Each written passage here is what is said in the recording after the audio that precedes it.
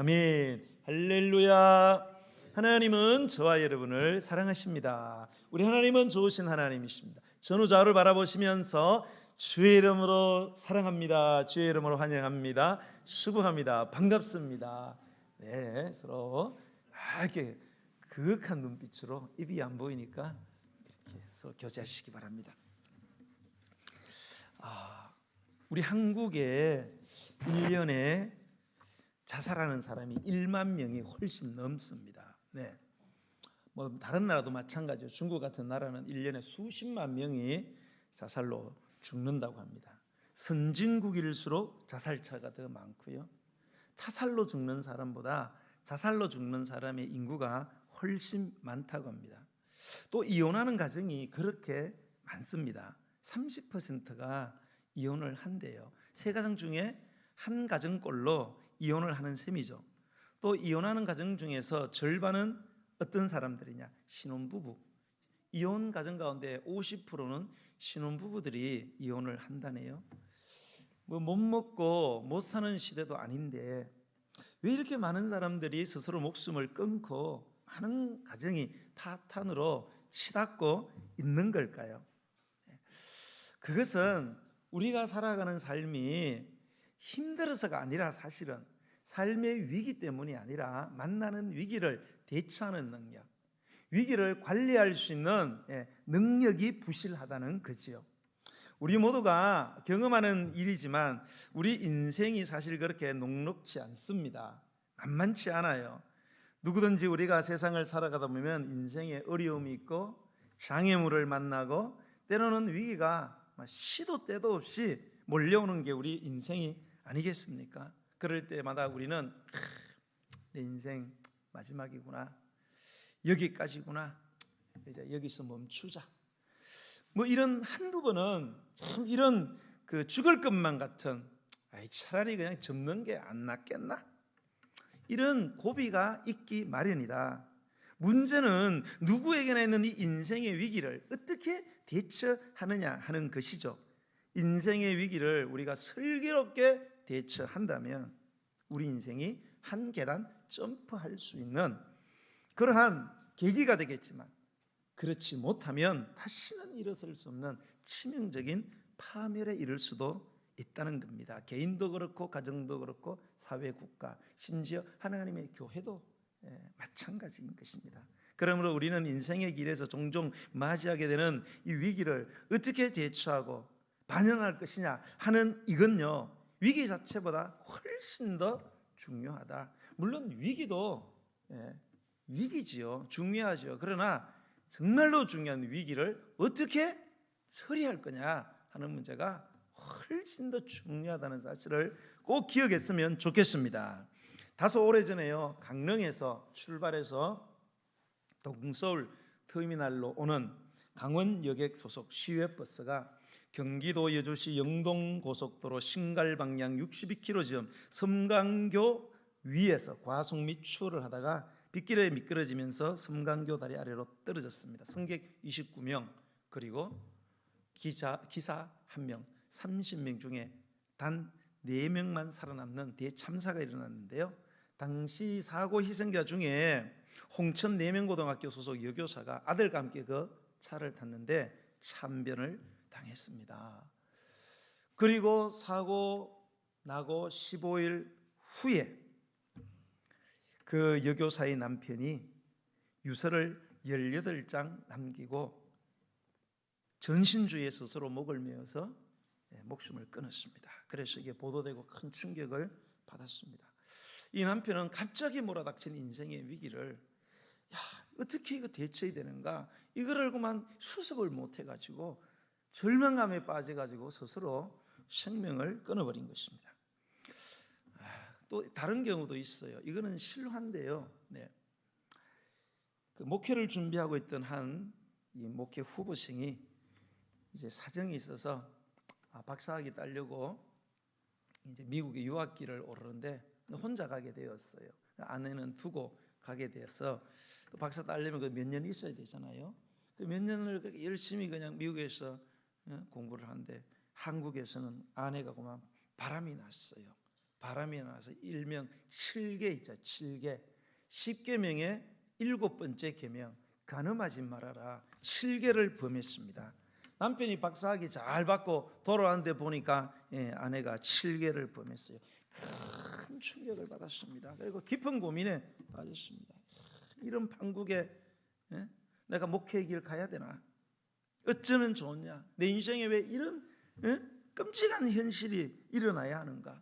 나는 이런 현실을 끌어안고 과연 목회자로서 교회를 섬겨야 되는가? 몇 달 동안을 잠을 이루지 못하고 괴로워하다가 마침내 이분이 결단을 내렸습니다. 무슨 결단이냐? 이혼을 해야 되겠다. 아니고, 그래, 나도 죄인이지 않느냐? 나도 하나님 앞에 죄인인데, 그래서 예수님은 내 죄가 너무 커서 십자가에서 참혹한 죽음을 당하시고 내 죄를 용서해 주셨는데 나도 내 아내를 용서해야 되지 않겠나? 남자분들 아멘. 아멘. 이정실 아멘. 아멘 해야죠. 용서하자. 그래. 내가 인간적으로는 용서 못하겠지만 주님이 날 사랑하신 그 사랑으로 내가 당신을 용서하겠다. 그리고 과거를 그냥 다 깨끗이 잊어버리고 새로운 마음으로 열심히 목회를 한 결과 교회가 세계적인 교회가 되고 그 자녀들도 거의 다 교수, 박사, 목회자까지 나오는 이런 인생이 된 줄로 믿으시기 바랍니다. 사람마다 달라요. 사람마다 위기를 당했을 때 어떤 사람은 그냥 어찌할 바 몰라서 당황해가지고 막 인생 그냥 종을 쳐버리고, 어떤 분은 이게 되겠나 싶어도 그냥 그 위기를 잘 극복해서 오히려 성공적인 인생을 살아가는 사람도 있으니, 위기 자체보다도 더 중요한 것은 위기를 어떻게 관리해낼 것이냐, 이게 중요하다는 거죠. 그러니까 우리가 흔히 사용하는 이 위기라는 말, 그거를 우리가 문자로 위험한 시기, 위험한 고비 이렇게 말합니다. 그런데 우리가 가장 권위 있는 그 영어 사전 중에 그 웹서터 사전이라는 사전이 있습니다. 그 사전에서는 이 위기를 크라이시스, 이 위기를 뭘로 설명하고 있느냐? 터닝 포인트, 이렇게 설명을 해놨어요. 위기를 터닝 포인트. 우리나라 국어 사전은 위험한 시기, 위험한 고비인데, 이 웹서터 사전에는 이 위기를 터닝 포인트, 즉 전환점, 그렇게. 전환점이 뭐예요? 지금 어떤 상황에서 전혀 다른 단계로 넘어가는 지점, 이게 전환점. 지금과는 완전히 상반된 그런 어떤 상황이나 단계로 딱 넘어가는 고비, 그 절정, 터닝 포인트라 그렇게 설명하고 있어요. 그러니까 이 위기라는 단어는 사실 이 부정적인 의미와 또 긍정적인 의미를 동시에 가지고 있다, 이래 봐야 되는 거죠. 이 위기를 부정적으로 보면 절망의 늪으로 떨어지는 지점, 그렇게 볼 수 있지만, 긍정적으로 만약에 보면 지금까지의 절망의 현실에 종지부를 찍고 새로운 희망의 역사를 창조하기 위하여 점프할 수 있는 그런 지점, 이렇게 보는 것이죠. 그러므로 중요한 것은 위기를 보는 눈, 관점입니다. 부정적으로 볼 거냐, 아니면 긍정적으로 받아들일 거냐. 부정적으로 받아들이는 사람에게는 그야말로 위기는 위기가 되는 거고, 긍정적인 사람에게는 바로 그 위기가 도약을 위한 절호의 기회가 될 수 있다라는 뜻입니다. 자, 오늘 우리는요, 절망의 늪에서 허우적거리는 위기의 한복판에 서 있는 한 사람을 보게 됩니다. 바로 다윗이라는 사람입니다. 오늘 우리는 말씀을 통해서 그가 어떻게 뜻하지 않는 자신의 인생의 위기를 극복한 하나님의 사람으로 우뚝 설 수 있었는가를 살펴보기를 원하는 거죠.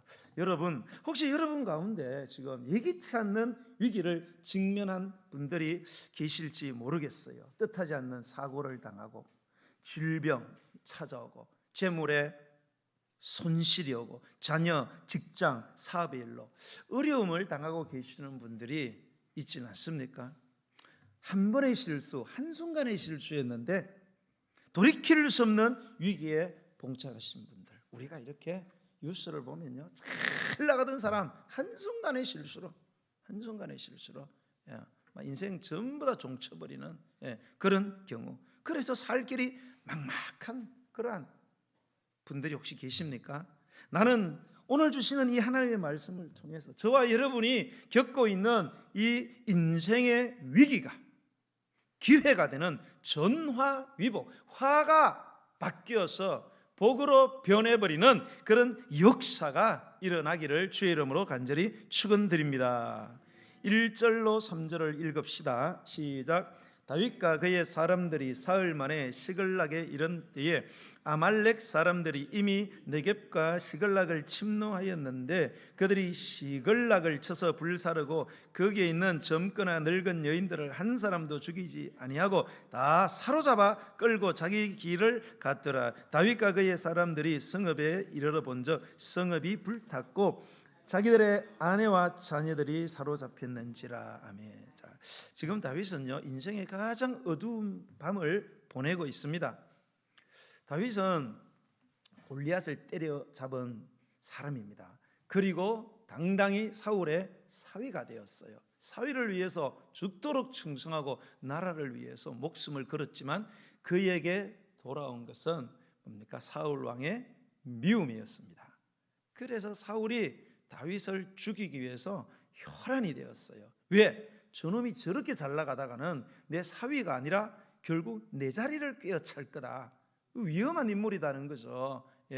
그래서 그냥 블랙리스트에 1순위에 올려가지고 다윗을 죽이려고 계속 쫓아다니는 거예요. 그래서 다윗은 오랫동안 쫓기는 도망자 신세가 돼서 하루 이틀이 아니에요. 한두 달도 아니에요. 1, 2년도 아닙니다. 10년 이상을 계속해서 특수부대를 구성해갖고 따라오는 거예요. 몸도 지치고 마음도 지쳐갑니다. 도저히 고국 이스라엘 땅에서는 숨어 있을 수가 없어요. 가는 곳마다 사람들이 밀고를 해가지고 계속해서 암살단을 보내는데 불안해서 살 수가 없는 거예요. 결국은 가족들을 보호하고 자기들을 따르는 모임 무리들 600명을 데리고 이스라엘의 이 적국인 블레셋으로 목숨을 걸고 정치적인 망명을 합니다. 그래서 그 블레셋의 한 성, 오늘 여기 나오는 시글락이라는 이 성읍에서 다윗은 기거하면서 그 블레셋 가드왕 아기스의 눈칫밥을 먹으면서 그의 환심을 사게 됩니다. 자, 그러던 어느 한 1년 이상 지났을 때에 이 아기스 왕이 이 다윗의 고국인 이스라엘과의 전쟁을 선포하고 다윗을 보고, 야, 너 이제 정치적 망명했으니까 내가 너 한 1년 이상 겪어보니까 참 충실하다. 정말로 내 철저한 부하구나. 같이 참전하자. 그런 거예요.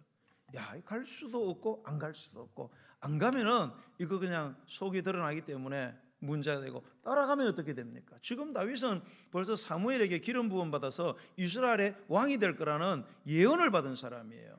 그런데 지금 나가지고 자기의 민족과 자기 조국을 쳐버리면은 이거 할 수가 없는 일이잖아요.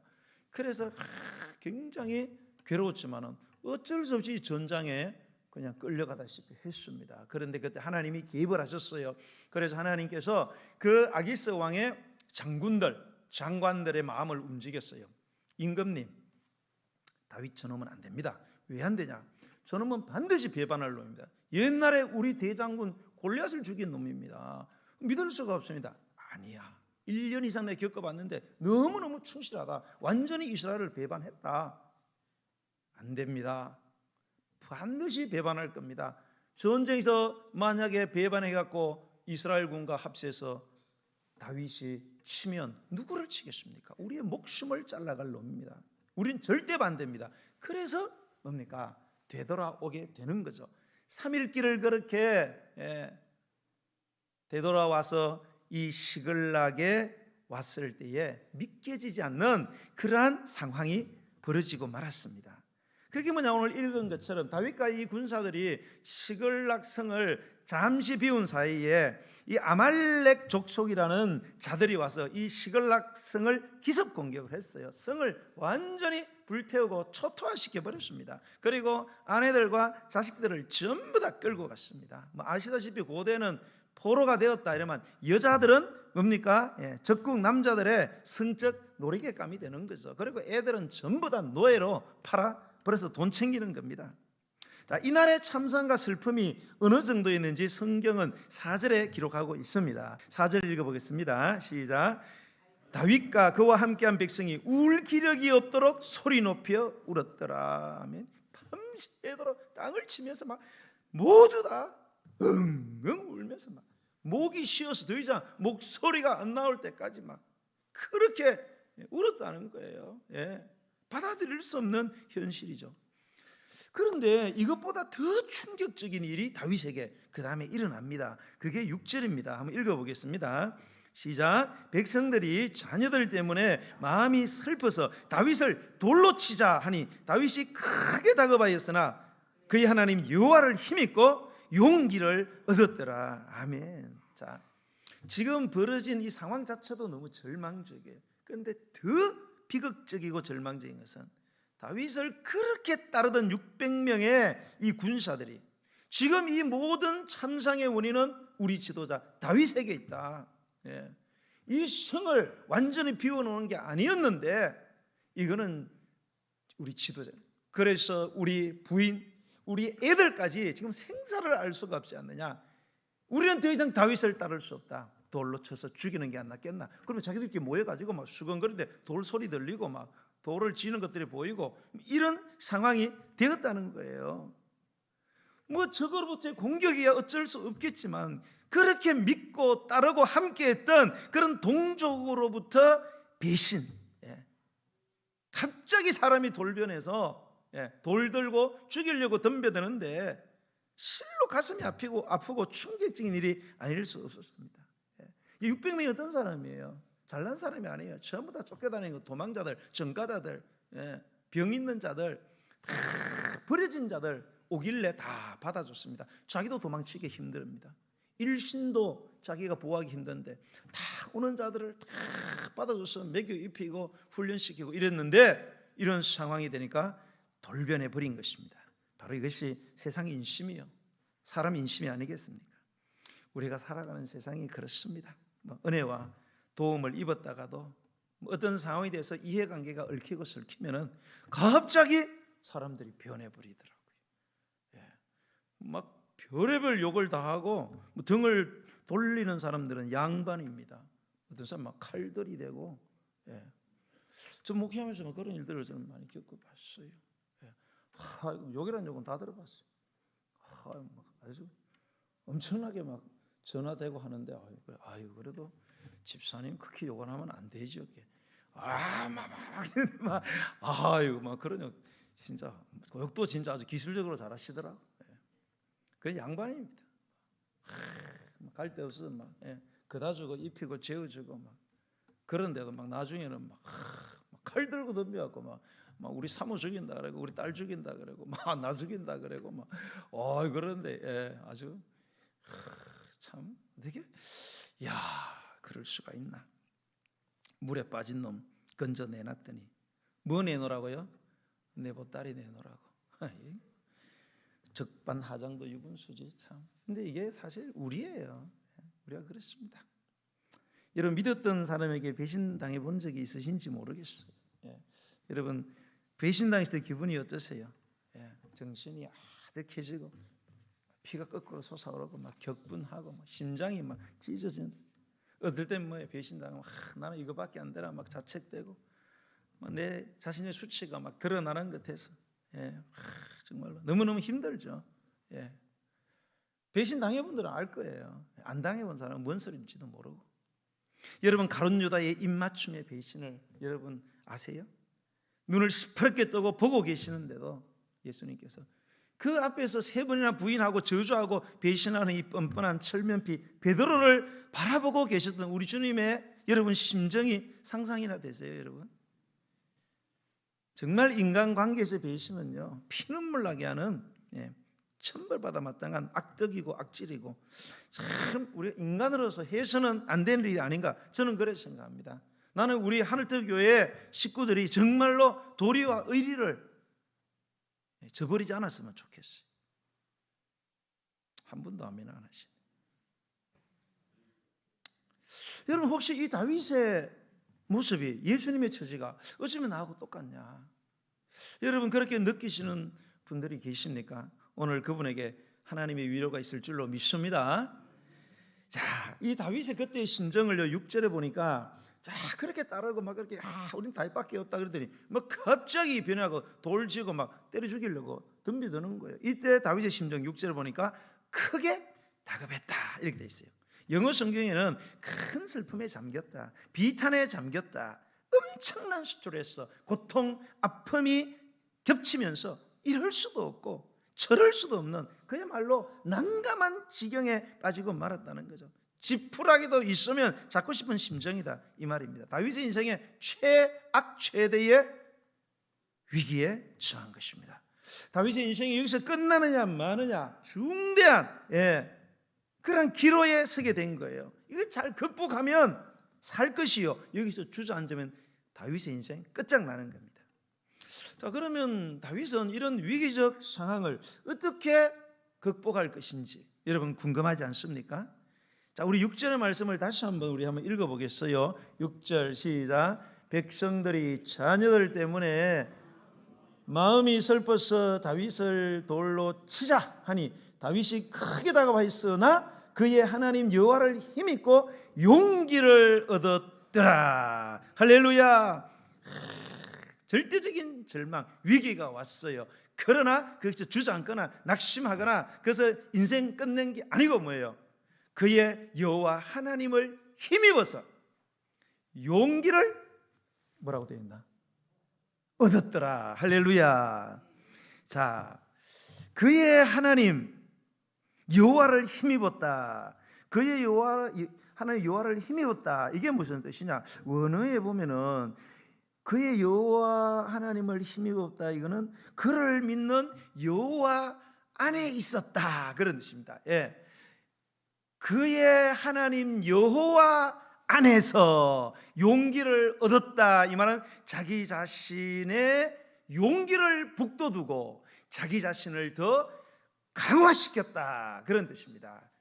위기가 왔을 때에 그가 믿는 하나님 안에서 자기 자신을 위로하고 격려하고 여기서 넘어지면 안 되지, 여기서 좌절하면 안 되지, 이것쯤이야 이겨야 되지 않겠나, 7점 8기 하자 다윗아. 그리고 자기 자신을 더 위로하고 격려하고 부채질하고 자극하고 선동하고 그리고 더 강화시켰다. 할렐루야. 멋지잖아요. 얼마나 멋집니까? 안 멋져요? 멋지잖아요. 진짜 나하고 좀 비슷한 것 같아요. 죄송합니다. 주님만 자랑해야 되는데. 지금 다윗은 모든 게 최악이에요. 그는 최악의 밑바닥에서 뭐를 깨달았느냐? 사람 떠나 재물 떠나 다 떠났어요. 아무것도 없어요. 그때 그가 깨달은 게 뭐예요? 이제 남은 거는 하나님뿐이구나. 이거를 깨달은 거죠.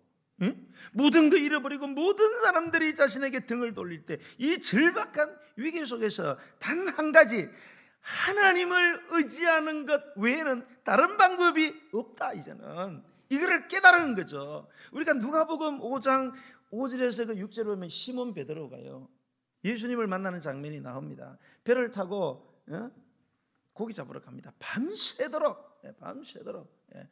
얼마나 그냥 고기 잡는데 베테랑입니까? 그래서 모든 기술 경험을 동원해갖고 가장 고기가 많다는 데 가서 막 그물을 밤새 드는데 한 마리도 못 잡았어요. 완전히 허탕 빈털터리가 된 거예요. 그래갖고 완전히 막 어깨 쳐져 고개 푹 숙이고 오늘 완전히 진짜 종쳤다.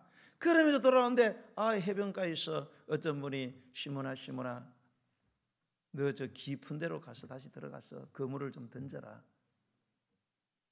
지금은 이제 밤이 새고 오는데 이제는 고기가 깊은 데서 바깥으로 나올 때인데 이분이 뭐 몰라도 한참 몰라요. 깊은 데 가서 이 그물을 내리라네. 그랬을 때에 이 베드로가 성경에 보니까 이렇게 대답을 합니다. 들어보세요. 선생님, 우리들이 밤이 새도록 수고했으되 잡은 것이 없지만은 말씀에 의지하여 내가 그물을 내리리다. 자기 상식에는 안 맞아. 자기는 완전 빈털터리로 돌아왔어요. 그런데 깊은 데로 가라. 고기는 얕은 데로 나오고 있는데 깊은 데로 가라는 거예요. 예, 내 생각, 내 기준에는 역행하지만 선생님의 말씀에 의지하여 내가 깊은 데서 그물을 내리겠습니다. 보니까 성경에 보니까 그렇게 하니 고기를 잡은 것이 심이 많아 그물이 찢어지더라. 할렐루야. 네, 그런 것은 바로 이거예요, 여러분. 예. 절망적인 그러한 순간에 하나님만 의지하면 놀라운 역사가 일어난다는 사실을 여러분 믿으시기 바랍니다. 자, 그러면 다윗이 하나님을 용기를 얻었다 했는데 하나님을 힘입었다, 하나님 안에 있었다 그런 말인데 이게 도대체 구체적으로 어떤 의미냐? 그게 7절과 8절에 이제 나옵니다. 한번 읽어보겠습니다. 시작. 다윗이 아히멜렉의 아들 제사장 아비아달에게 이르되 원하건대 에봇을 내게로 가져오라. 아비아달이 에봇을 다윗에게로 가져가며 다윗이 여호와께 묻자 이르되 내가 이 군대를 추격하면 따라잡겠나이까? 여호와께서 그에게 대답하시되 그를 쫓아가라. 네가 반드시 따라잡고 도로 찾으리라. 할렐루야. 자, 다윗은 지금 모든 소유 잃었죠. 사랑하는 사람 잃었죠. 믿고 따르던 사람들부터 배신당했죠. 그의 손에 죽게 되는, 더 이상 살 수 없는 그러한 처지에서 그가 하나님 외에 다른 이가, 하나님 외에는 다른 방법이 없다는 사실을 그가 깨달았는데 그는 그 즉시로 실행한 것이 뭐냐? 오늘 8절에 보니까 에봇을 갖고 와라. 에봇은 제사장이 입는 성이에요. 가운입니다. 딱 걸치고 그가 한 것이 뭐냐? 8절에 보니까 다윗이 여호와께 묻자와 이르되 하나님 앞에 무릎을 꿇고 기도한 줄로 믿으시기 바랍니다. 다윗은 절망적인 순간에서 자신의 감정을 따라 행하지 않았어요. 여러분이 다윗의 입장이라면 여러분 할 말이 많지 않겠어요?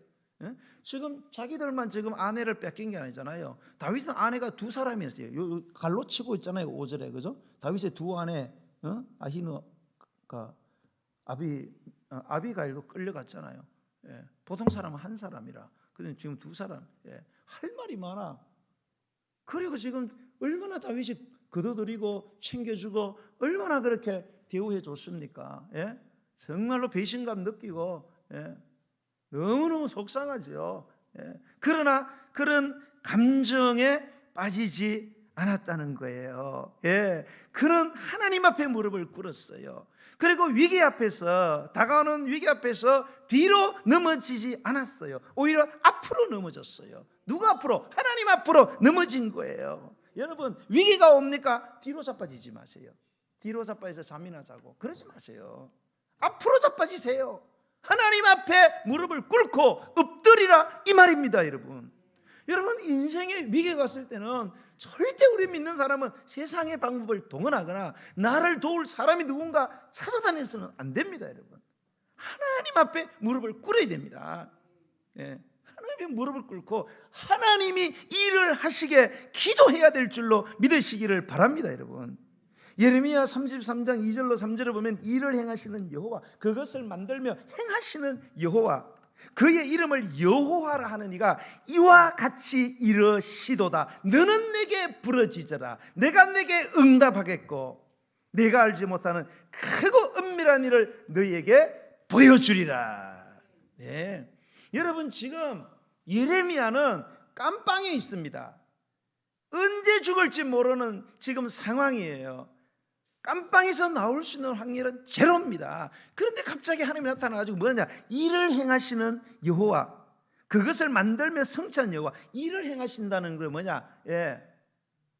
땅을 지으신 하나님, 그런 뜻이에요. 땅을 지으시고 그리고 그 땅을 뭡니까? 여기 보니까 만들며 성취했다. 그것의 모양을 만들고 형상을 만들고 세우고, 다시 말해가지고 이 살고 있는 우리 이 지구 천지 만물을 당신의 손으로 창조하시고 신이 꾸미시고 만드신 여호와, 즉 전지전능하신 창조주 하나님, 무에서 유를 만드시는 그 하나님, 그 하나님이 내가 너한테 장담하고 말하는데 지금 죽을 지경에 있다고 포기하지 말고 내게 부르짖으라는 거예요.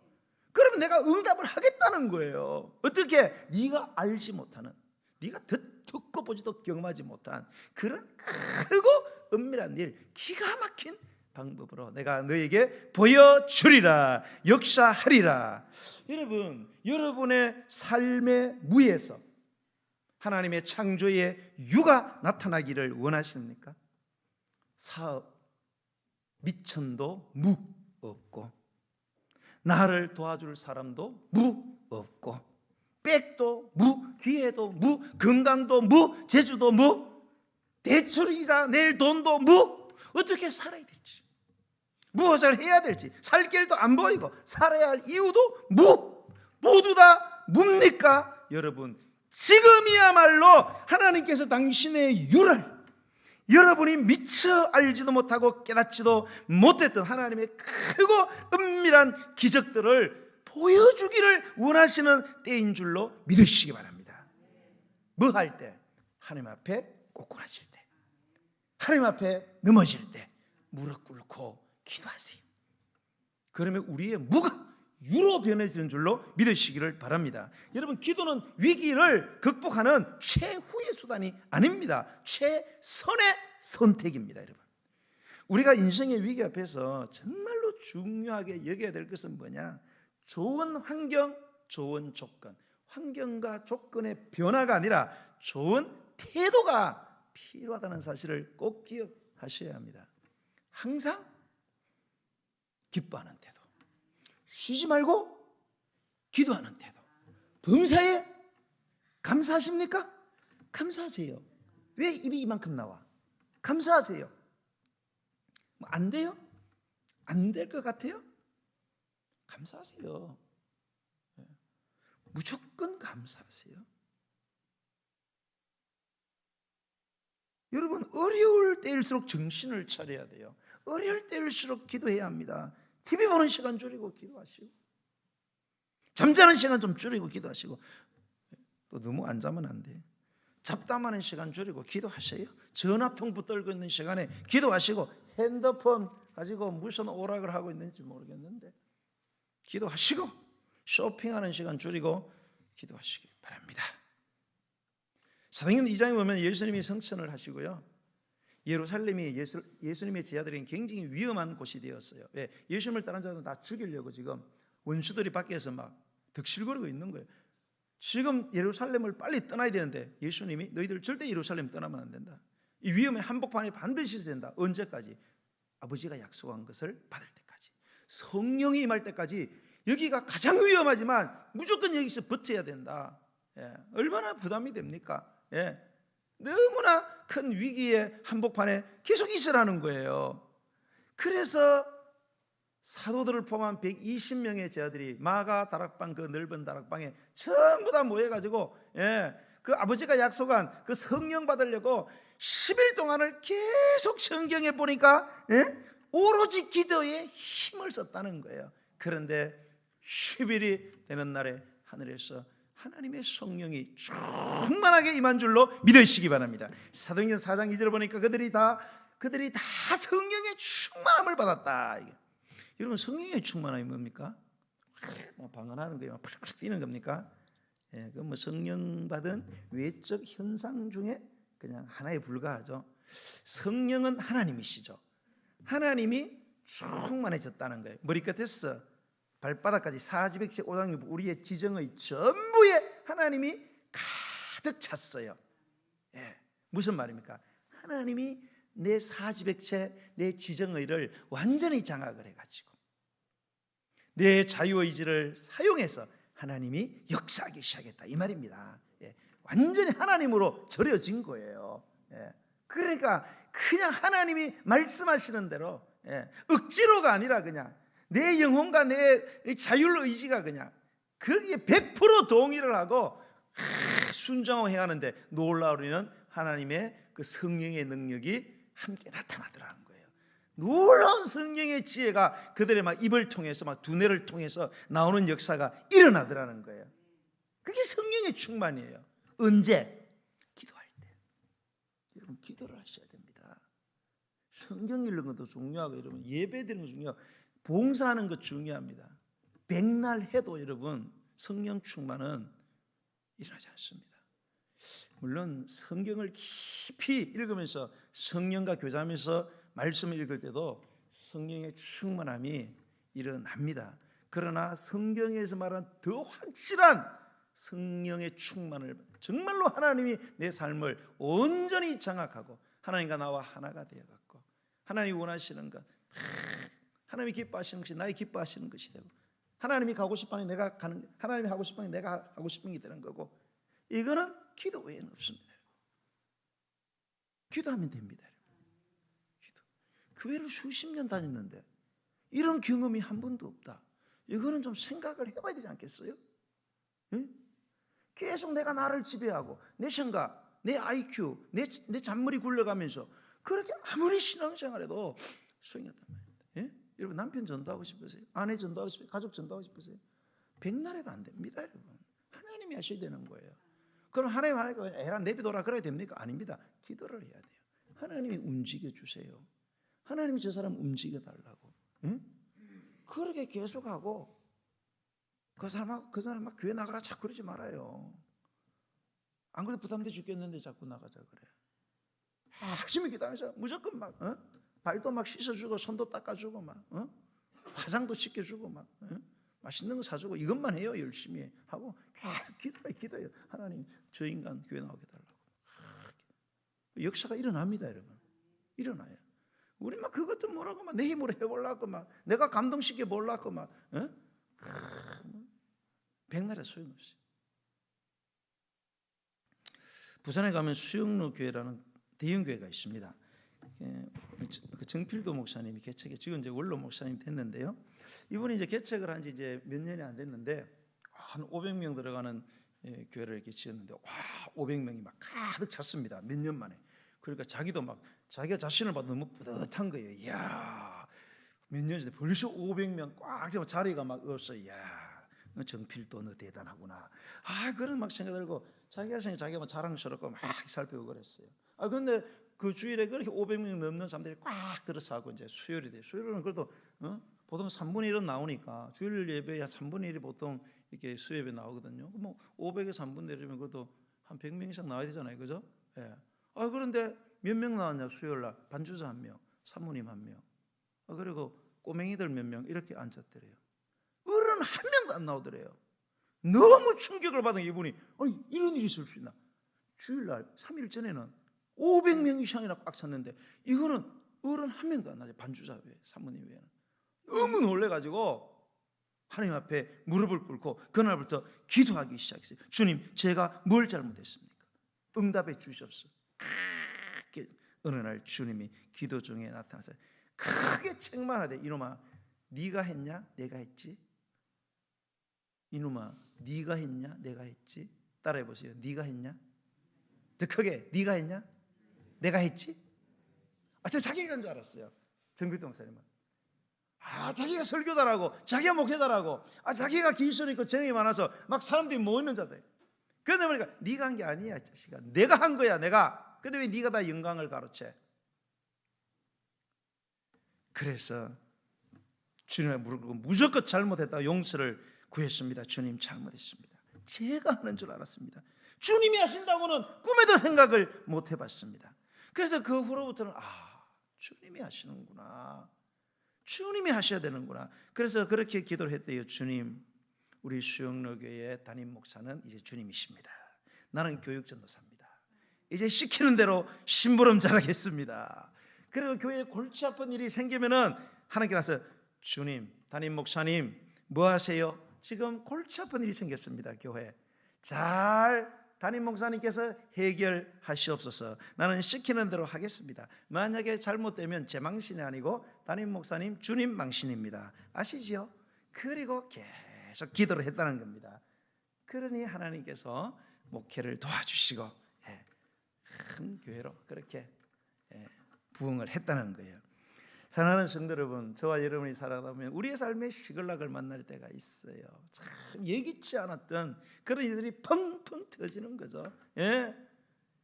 그리고 풀려질 실마리도 보이지 않고 더 상황은 계속해서 악화되는 그런 사건들이 전화위복이 되기를 원하시잖아요.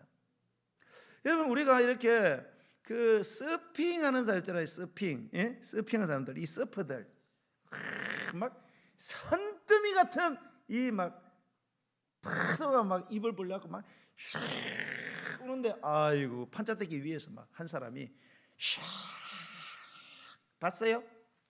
오늘 보세요 가서 와 제일 큰 걸 탄 사람 30m 정도 30m 10층 이게 5층인데 지금 예. 그런 파도를 막 그 판자대기 위에서 막 샥 얼마나 진짜 멋있잖아요. 그처럼 내 인생의 위기의 파도가 닥쳐올 때 그 파도에 침몰되는 게 아니고 파도를 유유히 타면서 보기에도 눈부실 정도의 그런 멋진 승리의 삶, 감동의 삶을 살기를 원하십니까 여러분? 그러면 인생의 위기 가운데 아무것도 염려하지 마세요. 다만 기도하세요. 아무것도 염려하지 말고 다만 기도와 간구로 너희 구할 것을 하나님께 감사함으로 아뢰라. 그러면 모든 지각에 뛰어난 우리의 상상력을 초월하는 하나님의 평강이 예수 그리스도 안에서 너희 마음과 생각을 지켜주실 것이다. 하늘이 무너져도 뭐는 있다? 솟아날 구멍이 있다. 죽을 수가 생기면 살 수가 따라오는 거예요. 성경에도 그래서 너희들이 시험 당하느냐? 감당치 못할 시험을 주신다 안 주신다? 안 주십니다. 시험 당할 때쯤에 뭐도 같이 준비하신다? 피할 길도 준비하고 계십니다. 여러분 죽을 수가 내게 다가왔습니까? 살 수가 어딘가에 있습니다.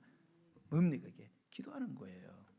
기도하면 그게 보이는 겁니다. 여러분 죽으라는 법 없습니다. 성도 여러분 로마서 8장 28절에 우리가 알거니와 하나님을 사랑하는 자 곧 그의 뜻대로 부르심을 입은 자들에겐 모든 것이 합력하여 선을 이룬다. 합력한다는 게 뭐예요? 모든 것이 합력한다는 건 우리의 인지와 상상의 세계를 완전히 초월해서 우리가 전혀 깨닫지 못하는 어떤 상황에서 하나님께서 기가 막힌 방법으로 서로 상호작용을 일으켜서 뭐 좋은 거든지 나쁜 거든지 나쁜 것만 모이더라도 하나님께서 다 그거를 상호작용을 시켰고 결국은 뭘로 만들어낸다? 유익을 만들어낸다. 우리를 유익하게 하신다는 이 사실을 여러분 믿으십니까? 그러면 기도하세요. 기도하면 됩니다. 기도해야 됩니다. 여러분의 인생의 위기를 잘 극복하셔서 기도로 승리하신 분들이 되시기를 예수님의 이름으로 간절히 축복합니다. 우리 찬양 드리면서 준비하신 예물을 하나님께 드리겠습니다. 마음속에 근심 있는 사람 예수님 앞에 나아가셔요. 예수님 앞에 기도하시기 바랍니다. 슬픈 마음도 하시고 눈물 나고 깊은 한숨이 나고 괴롭고 두려울 때 죽음이 다가왔을 때도 겁내지 마시고요. 생명의 대왕이신 우리 하나님께 나와서 간절히 기도하면은 여러분 크고 은밀한 일들이 일어날 줄로 믿으시기 바랍니다. 찬양 드리겠습니다. 주 예수께 아뢰라 마음속에 근심 있는 사람 주 예수 앞에 아뢰어라 슬픈 마음 있을 때라도 주 예수께 아뢰라 주 예수 앞에 아뢰어라 우리의 친구네 무엇이나 근심하지 말고 주 예수께 아뢰 눈물 나며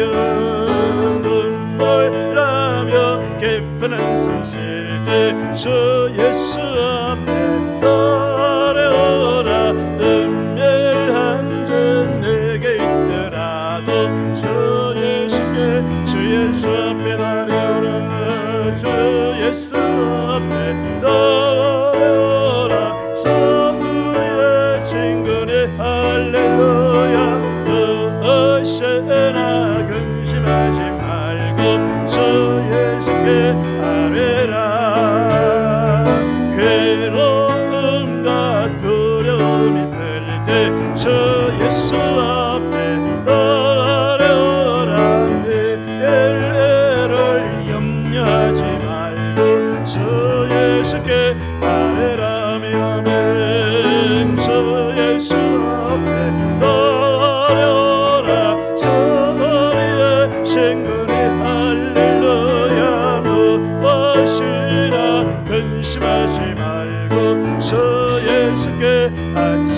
앞에 겁을 내는 자여, 적음 앞에 겁을 내는 자여, 주 예수 앞에 어려워라. 하늘나라 바라보는 자여, 저 예수께 아멘아멘. 저 예수 앞에 어려워라. 소리에 생각해 무엇이나 근심하지 말고, 저 예수께 괴로움과 두려움이 있을 때에, 괴로움과 두려움이 있을 때, 저 예수 앞에 어려워라. 내일 일을 염려하지 말고, 저 예수께 아멘 할렐루야. 저 예수 앞에 어려워라. 소리에 생각에 믿습니다. 무엇이나 근심하지 말고, 주 예수께 주 예수 앞에 달래오라. 저 예수 앞에 달래오요. 소리에 생각에 무엇이나 근심하지 말고, 저 예수께 아뢰라. 오늘 간절한 마음으로 기도하며 나아갑시다. 여러분, 인생의 위기는 하나님의 무에서 유의 놀라운 능력을 우리에게 허락하기 위한 절호의 기회가 되는 것입니다. 여러분, 어떤 위기와 아픔과 슬픔과 절망과 고통과 상처가 온다면 항상 감사하고 긍정적으로 믿음으로 여러분 바라보시기 바랍니다. 하나님은 살아계세요. 하나님은 저와 여러분 사랑하세요. 간절히 부르짖어 기도하면 하나님 절대로 우리 외면하지 아니하시고 못 들은 척하지 않습니다. 우리를 바라보시고 다가오시고 찾아주시고 역사하시고 은혜 주시고 기적을 베풀어 주시는 그 하나님을 향해서 여러분 염려하지 마시고요, 걱정하지 마시고요, 절망하고 낙심하고 쓸데없는 데 가서 기웃거리지 마시고, 주님 앞에 나와 주님, 기도의 사람으로 내가 무릎 꿇고 주님 앞에 엎드리게 하여 주시옵소서. 그래서 내 인생의 위기가 변하여 복이 되고 하나님께 영광 올려드리는 기적이 되게 하여 주옵소서. 주의 이름 부르고 기도하겠습니다. 주여.